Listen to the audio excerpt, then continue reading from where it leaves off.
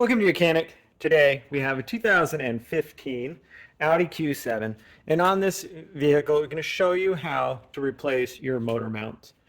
We've got the two motor mounts on here, the front ones, and then of course you're going to have a transmission mount or a torque mount, but mainly going over the process to replace your motor mounts.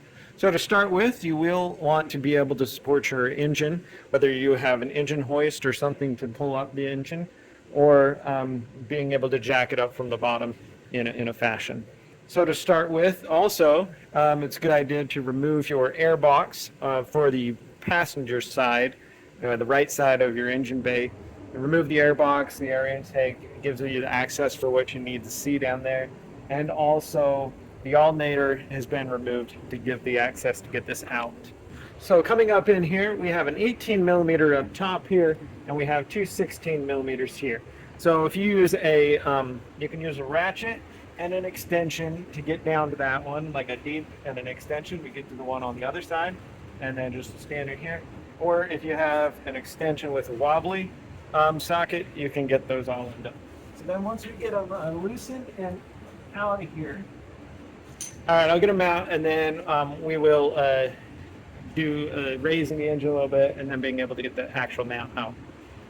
All right, got the two 16s out. Now the last one is this top one, which is the actual bolt that holds the motor mount to the motor mount bracket.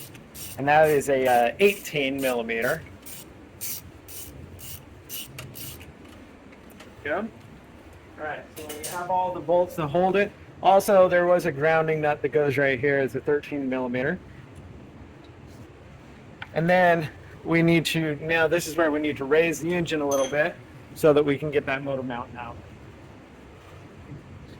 So we now have clearance here, and then we just need to kind of move this around a little bit.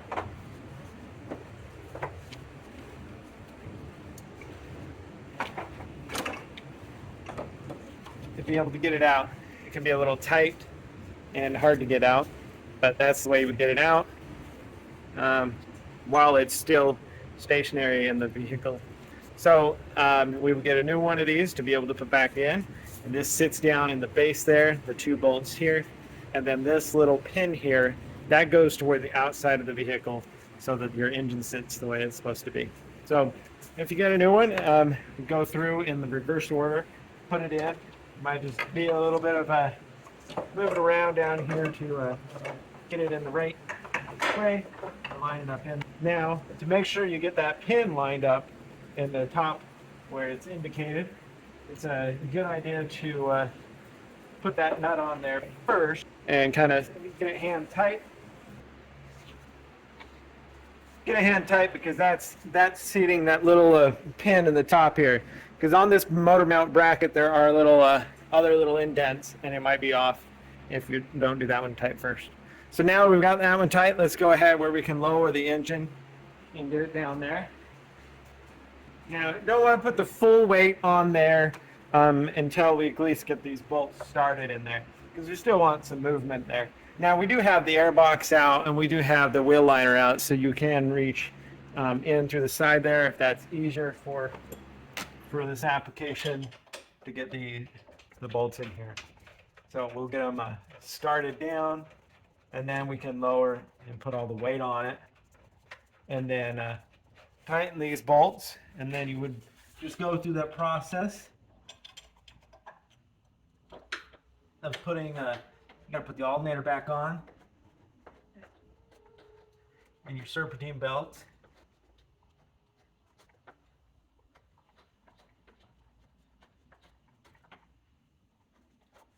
For this side. So we'll go ahead and drop the engine down. We put the full weight of the engine on. Now we go ahead and tighten those bolts all up, and then everything is in place. And so that's the passenger side motor mount. The driver's side is pretty similar, just that we do need to move a few things. So over here on the left side of the vehicle, or the driver's side, we have about the same. We have our bolt right there. That's our 18 mil, a 16 on that side, 16 on this side of the motor mount. And same thing, if you get a good long wrench, or long ratchet. Okay. A long extension and some wobbly, you can get in there, get that undone. Same with this one. And you know, all of these. But on this side, more likely, definitely would want to undo the bolts that hold our AC compressor on, and just be able to slide that forward. You wouldn't really need to be, I don't think you would need to actually drain this system of AC coolant, but you just undo the 3 bolts that hold that compressor on, and just be able to move it forward to give us the space. Take out the wheel well if you need to get better access. This fluid reservoir for your power steering, that can just be popped up and moved over here to the side too for some access. And also, I don't think you have to, but you may want to just hopefully you don't have to, because you need to take the pulley off. But you may need to move the power steering pump also to get the access you need to be able to get that actual mount out of there, unless you have the space to move it out the back.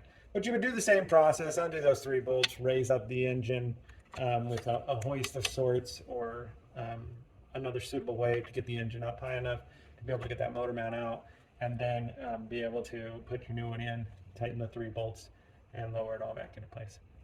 And so that's how you would change your motor mount on your 2019 or 2015 Audi Q7 with the 3.0-liter TFSI motor in it. Thanks for watching.